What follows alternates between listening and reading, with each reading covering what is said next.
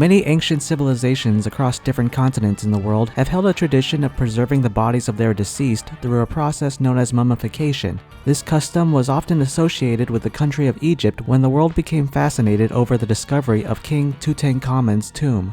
Following their success with films like Dracula and Frankenstein, Universal Pictures was looking for a new premise for their next big hit. The world's fixation on the Egyptian pharaoh combined with the supposed curse surrounding his discovery led to The Mummy in 1932, which starred Boris Karloff and gave birth to another series of classic monster movies. For the Mummy character in Darkstalkers, the development team initially envisioned a guardian of the Egyptian pyramids who was decked out in a more simplistic dressing of bandages. But as development progressed, they added more distinguished decorations to him and ended up giving him a golden mask, making him a pharaoh. His name would be Anakaris, which is closely similar to Karis, the name of the mummy featured in Universal's films.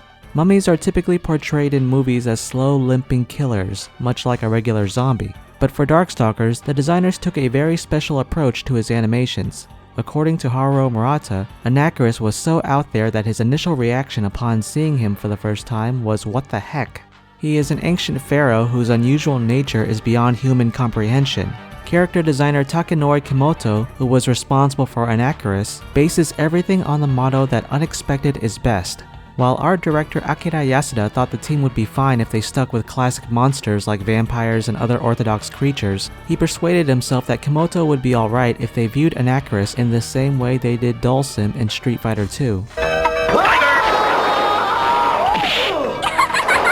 According to objects designer Eri Nakamura, Anakaris literally breaks the mold when it comes to the traditional common sense of fighting games. So when it came to assisting Kimoto, her main focus was to make Anakaris as weird and unique as possible, which was already difficult for her since she was all about common sense and pre-established molds. Anakaris could hover in the air, teleport his body parts across the screen, summon ghosts from his mouth, absorb enemy projectiles, transform his opponents by casting magic spells, and have his limbs stretch to great lengths or form into a giant cobra. His lower half could split apart from his body and move about on its own, and even shapeshift into pyramids for attacks. He quickly became very popular within the development team, as character designer Bengus viewed him as his favorite character to play. According to series planner Noritaka Funamizu, Kimoto was an ideas man, always giving the designers and programmers no end of trouble. He would often draw things and bring them to the team with no idea how they're supposed to be used. "Just add it to the character sprite data," he would say. Kimoto even brought ideas for the programmers to add, telling them they'll find some use for it later. Planner Junichi Ono would often discover things drawn in advance and used in the sprite animation without being told anything about it, like when a huge sarcophagus would drop onto an opponent at the end of Anakaris' special move. In another instance, Kimoto added a face to the lower half of Anakaris' body. He called the face Kaibit, and despite his rather grim appearance, this so-called spirit has a mischievous air about him and often served as a comic relief.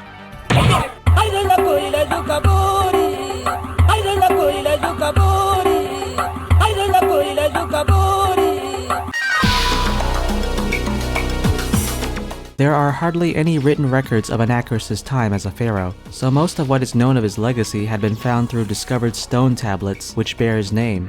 Anakaris became the 12th pharaoh of a great Egyptian empire at the age of 12. Despite being so young, he already possessed an overwhelming amount of charisma and leadership. His empire was one that obeyed 9 commandments revolving around worshipping the Holy King as the one and only God. Anakaris received a prophecy foreseeing both his death and eventual revival, so he summoned 60 million laborers to build a pyramid that would serve as a sanctum for his return. It was completed 16 years later when his kingdom was experiencing the very peak of its prosperity.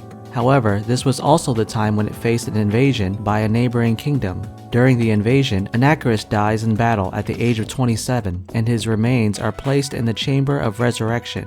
The war continues during his absence until thousands of years later, the alien Pyron invades the planet Earth, causing Anakaris to be brought back to life, assuming the form of a mummy to fight the Darkstalkers. By the time he returned, Anakaris was devastated to learn that his kingdom had not survived the test of time, so he decides to travel 5,000 years into the past to wipe out his enemies before they could invade his empire. With his enemies destroyed and kingdom saved, Anakaris soon hears a voice from the distant future. He travels to the present and enters a newly created dimension called the Majigan from the demon lord Jeddah. During his battles therein, Anakaris comes to the conclusion that the destruction of his kingdom will be unavoidable. So, in order to preserve both the kingdom and its people, he transports them both beneath the planet into another dimension to found what he calls the true country, where they may be free of the wars and conflicts they had endured on Earth. It's there he remains, occasionally gathering whomever accidentally stumbles upon his realm he considers worthy enough to live among his people. While Anakaris is not someone many players would consider to be a mascot to Darkstalkers, he has certainly remained a personal favorite among the developers, having appeared as a playable character in Capcom's other fighting games like Marvel vs. Capcom 2 and Capcom Fighting Evolution.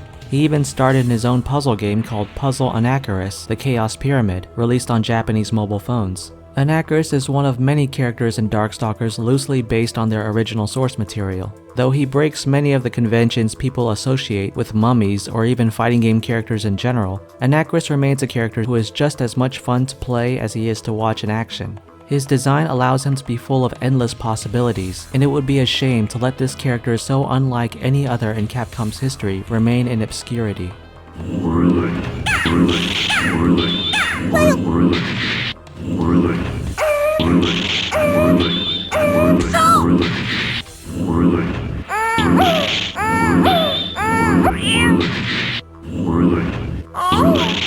No!